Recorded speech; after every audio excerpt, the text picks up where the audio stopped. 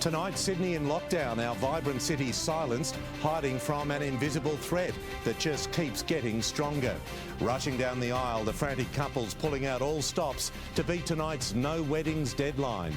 Also tonight, a freak accident south of Sydney. 2 people dead after their skydive went tragically wrong. Tied up with chains and held captive for 2 days, a couple's terrifying ordeal inside their Colleton home. Plus, the last word from Blues captain James Tedesco as an Origin game day crisis hits Queensland. This is 9 News with Peter Overton. Good evening. 30 new cases, 246 venues of concern and counting. The Premier has warned the scale of the COVID outbreak is going to expand in the coming days, with 2/3 of today's cases out in the community while contagious with the Delta variant. Anger is growing over our slow vaccine rollout. School holiday plans have been ruined, and all as Sydney business owners count the cost of another lockdown. Even speeding up the drive across the bridge couldn't breathe life into a city that's become a ghost town. I think it's pretty bad. I think it affects people's mental health, especially for little one. We like to get outdoors and, it's just really sad for the businesses. Eat Street, Parramatta. More Bleak Street. Then add school holidays into the mix. It's pretty depressing. There's nothing to do. Kids at home, stressful, nowhere to go. And no joy from the morning's COVID update. 30 new cases, all linked to the Bondi cluster. I also do want to foreshadow that given how contagious this strain of the virus is, we do anticipate that in the next few days, case numbers are likely to increase even beyond what we've seen today. 10 of the cases are linked to the seafood wholesaler Great Ocean Foods in Marrickville. Anyone who received a delivery last week needs to get tested and isolate. On the list of expanding exposure sites, Pasta Italia in Casula. The virus busters moved in, giving the cafe a deep clean. We had a patron walk in and just buy some lunch. They were in here for a short time, approximately 4 to 5 minutes. And the cleaners were suiting up at the Haberfield ambulance station. A paramedic in full PPE had earlier treated a COVID patient. That officer then developed COVID symptoms. The scare was short-lived. He's now tested negative. At Manly, it was a latte lockdown. Hundreds getting their dose of exercise with a walk or swim. They are the lucky ones. It seems many are spending their lockdown waiting in queues to be tested. This was the line at Preston's this morning. An hour wait. In the last 24 hours, 52,000 people in Sydney have been tested. It's one of the highest numbers since the pandemic hit. If we all take this very seriously, we maintain those testing numbers, then 2 weeks may be sufficient. The Premier bit back at the suggestion she was slow off the mark in calling a lockdown. Did you delay the decision to call a lockdown because you wanted to keep your reputation as being the Premier who keeps open and looks after the economy? Our government has to the letter followed the health advice. And as if a lockdown wasn't bad enough, homes and businesses in the east and city will be hit by planned power outages next week. It's for critical maintenance and will affect Waverley, Randwick, Paddington, St Peters, Darlinghurst and Newtown. And Mark's with me in the studio. Mark, that list of exposure sites just keeps growing. In the last hour, Peter, more venues. Anyone who visited them at the critical time is a close contact and must get tested and isolate. In Bondi, Bryony's Hare, Bexley North, Bexley Aquatic Centre. New South Wales Health had said that the Crossroads Hotel in Casula was a venue of concern. They now say that's not the case. It was actually the Crossways Hotel in Strathfield South. Other venues include Fonda Mexican Restaurant in Bondi, at Rhodes the Orange Supermarket, Mad Mex at Maroubra, and the Establishment Bar on George Street in the CBD, and an Annandale Precinct 37 cafe. Also a rude shock for more than 50 Sydney-siders who were staying in a Canberra hotel.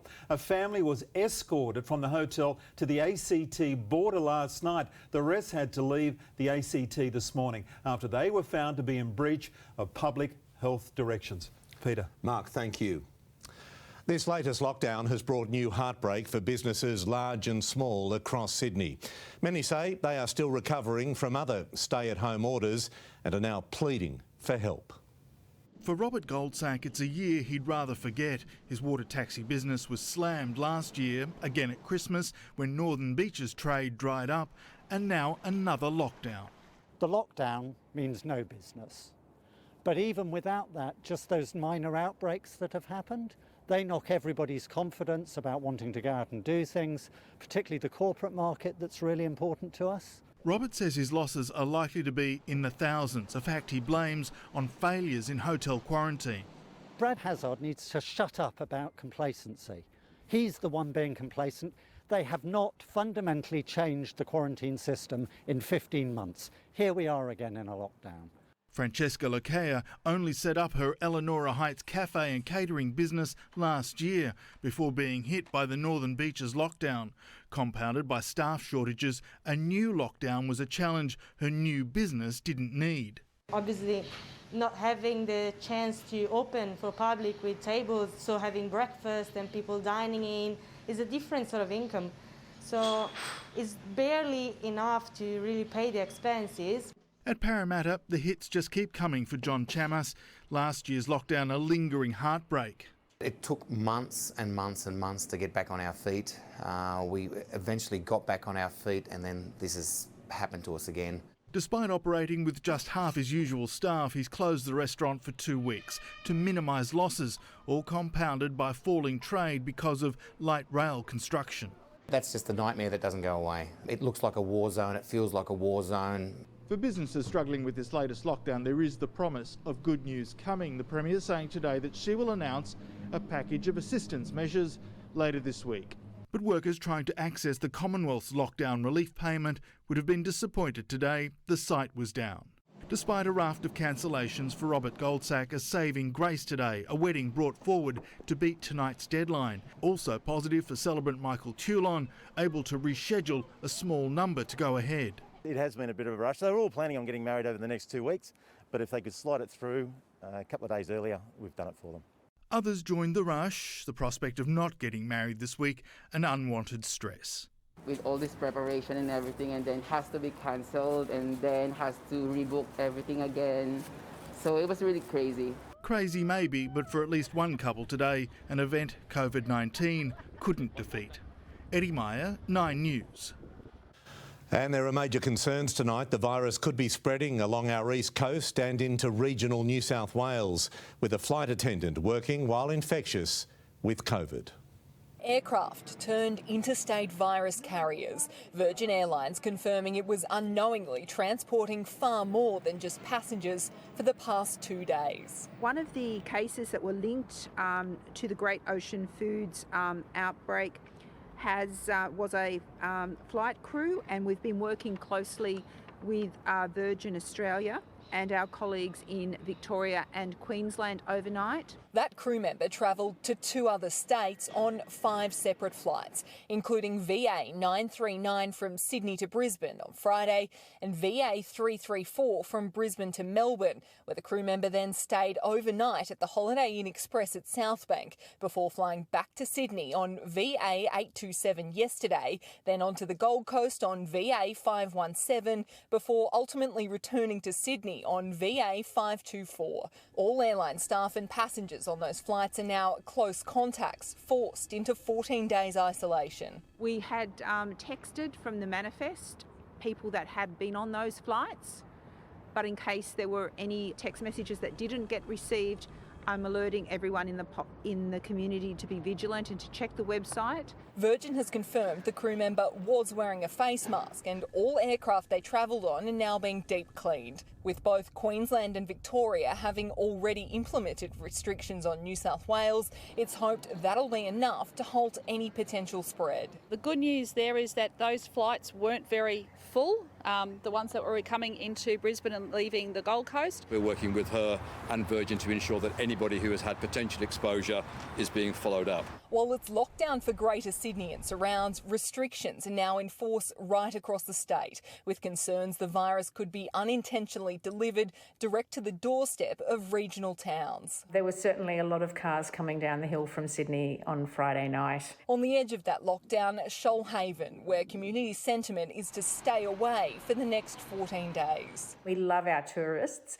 but we just don't want them bringing COVID in. In our snowfields, what should be peak school holiday season now put in jeopardy. There's definitely, a sense of frustration for businesses at this time, and yes, off the back of the COVID-affected season last year. Residents in Greater Sydney and surrounds are now banned from leaving the city without an essential reason. But the concern is for those holidaymakers who've already flown or driven around the state. The message, they too must isolate. A ski holiday is something that people look forward to every year, and in this case it might even be 2 years that they've missed out. But, I really applaud those people for doing the right thing. Lauren Tomasi, 9 News. All right, I want to take you to this live shot from Bondi Beach after 6 p.m. on a Sunday night. And the testing station is still very busy, a good indication that people are listening to the government's pleas to get tested if they have COVID symptoms or have been in an infected area. Well, despite the repeated warnings, the stay home message doesn't seem to be getting through to everyone. Police have issued several fines in recent days. One eastern suburbs family dobbed in for travelling to the Hunter Valley. You cannot travel beyond metropolitan Sydney. A blunt message from the Premier on Wednesday. 24 hours later, Sydney's eastern suburbs were plunged into lockdown. But yesterday, a man and his daughter from Paddington and a woman from Maroubra thought it was okay to drive 300 kilometres to the Hunter Valley. They were competing in the Denman Horse Trials, someone at the event dobbing the trio into Crime Stoppers. Police paid them a visit and fined the adults for breaching stay-at-home orders and for not wearing a mask. The teenage girl was warned. They told them to pack up and go, and that they followed them out of the Shire. That will happen to any family that's travelled outside the metropolitan area and against the public health orders. Locals are furious. Their town has been put at risk. It was really disappointing that people ignored those messages and still came. The owner of a Shell Harbour cafe also reported to police after workers refused to wear masks at the Village Fix. Anthony Rial calls himself a freedom keeper, telling his customers on Instagram, "No mask, we won't ask." His wife documenting their run-in with the law. I know my rights and there's nothing they're going to be able to do about this. There was an absolute clear resistance of the cafe owner and those people at front of house to actually wear a mask. The grace period is clearly over, with 15 infringements issued in the last 24 hours. Wherever you live, you can expect to see more patrols like this and more fines. Up and down the beaches, confusion reigns over whether you can sit to eat or drink. Please don't sit on the promenade and have your coffees and chats. The answer is no. A couple caught out at Bondi, now paying the price. Tiffany Genders, 9 News. The travel bubble with New Zealand has burst, borders slamming shut across Australia and COVID restrictions growing. A mine worker who tested positive in the Northern Territory has sparked a 48-hour lockdown of Darwin, and 900 of his co-workers have since fanned out around the nation. It's the question no politician can answer. Has Cabinet discussed what level of vaccinations required before we don't have lockdowns like these? I would argue you would have to get to 60-70% of the general public. But I'm not an expert, mate. I'm a chippy from Queanbeyan. His boss puts it higher. Once we have 10 million jabs in New South Wales, which would be about 80% of our adult population, we can start having those conversations. That's more than the federal government offers. There is no one figure. The opposition will only nominate what the vaccination rate shouldn't be. 4% is not an effective rate. Everyone knows that. 7.2 million vaccine doses have been administered nationwide, and 5% of the population is fully vaccinated with 2 doses. No one has died from community transmission of COVID-19 in Australia in 2021, and there is currently 1 person with the disease in intensive care. But even if the vaccination rate rises above 70% by year's end, risk hesitancy by Australia's political class means there is no plan that rules out future lockdowns and border closures. It's the combination of all of the different elements of borders, testing, tracing, distancing and vaccination which work to protect a nation. Australia-wide, the fear of COVID was on display today. Of most concern, a fly-in, fly-out worker at a Central Australian gold mine who is now linked to 4 cases, and 900 miners have since fanned out around the nation. And a 48-hour lockdown has been imposed on Darwin. The Northern Territory is now facing its biggest threat since the COVID crisis began. South Australia has closed its borders to all states bar Victoria. 1 case in Western Australia has sparked restrictions in the Perth and Peel regions, and the travel bubble with New Zealand has been burst. The 3-day pause will give us time to look at whether we need to impose additional measures. The only way out of all of this is to vaccinate most of the nation, then open the borders and accept that the level of risk will rise. And right now, that's not something that any Australian politician is willing to admit. Chris Ullman, 9 News. A leaked booking link has seen people turned away from some Sydney vaccination hubs this weekend. The online New South Wales health portal was designed for family members of healthcare workers to get their jab, but ended up being widely circulated on social media for anybody under the age of 40. New South Wales Health says they have extra identification checks on arrival, and those not eligible will have to wait until the vaccine is available for their age group. Well, there's a lot of disappointed NRL fans tonight, forced to watch tonight's State of Origin from the couch. Nine's Mike Dalton joins me. Mike, the big question now, what happens to club games next week?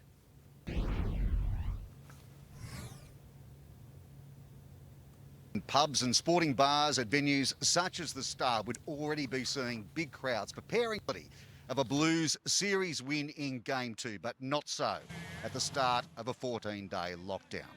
And now discussion this week will turn to the next round of fixtures for the NRL, round 16. Whilst Sydney is in lockdown, ARL Chairman Peter V'landys sounding relaxed. The crowds will be allowed to attend this weekend's matches when he spoke with the Sunday Footy Show earlier today. May have some double headers in specific areas, so we can have crowds, but let me assure you that there is no chance that the competition won't proceed. Meanwhile, concerns remain about the destiny of the 3rd Origin game at Stadium Australia, due to take place on Wednesday the 14th of July. Deputy Premier John Barilaro says that if COVID remains a concern in Sydney, Newcastle could get the game. Sydney can't host it because if we're still in lockdown or because of health advice. Newcastle isn't, and why wouldn't we take it to Newcastle, just like they did in Queensland, took it to a regional centre. Newcastle could easily host the Origin, so we're not going to give it up that easy. Meanwhile, in breaking news, a rugby test that was due to take place between Australia and France on Wednesday the 7th of July has now been moved to Suncorp Stadium in Brisbane. Pete? Mike, thank you. There are some lucky Blues supporters who have made it to State of Origin 2, but they are naturally heavily outnumbered. Nine's Alex Hunke is live for us at Caxton Street in Brisbane. Alex, footy fans are about to make the march to Suncorp. Yeah, they are, Pete. That's a big-time march from Caxton Street all the way down into Suncorp Stadium. They shut off Caxton Street this time of night so everyone can get down into the stadium. You mentioned the Blues fans really are outnumbered. There are about 2,500 tickets that actually needed to be resold because Sydney fans couldn't get up here, obviously, because of COVID. But as we know, the numbers don't really count for much, do they? The Blues fans really made their voices heard in Townsville, and the Blues players really did their job as well. So Obviously plenty of passionate supporters. There are some Blues fans here and they are making their way down to Suncorp Stadium right now. Who can win? Can the Blues finish off the series? Well, we're going to find out in about 2 hours' time, Pete. Good on you, Alex. Thank you. It is time to check in on today's weather. And good evening, Amber. Good evening to you, Pete. Sydney turned on the sunshine for day one of lockdown. Absolutely gorgeous conditions along our coastline. Manly Beach glistening under the blue skies. A little chilly for a dip, though. The water temperature a brisk 18 degrees. It was a cold start to the day. The city dropping to 8 degrees before reaching a top of 20 in the afternoon sun. That is 3 degrees warmer than average for this time of year. Even colder in our west this morning, falling to 3 degrees before reaching a top of nearly 19. We will see a few showers start to move in from tomorrow. I'll be back with the full forecast a little later, Pete. Amber, thank you. An adventure ends in tragedy south of Sydney. 2 skydivers die at Goulburn. The Collerton couple tied up with chains, rope and tape in their own home for 2 days. Their alleged attacker taking cover on the roof. The super scheme giving first home buyers a backdoor entry into our housing market. And where do you park 132 aeroplanes when they're not being used? The aircraft graveyard in one of the most spectacular places on Earth.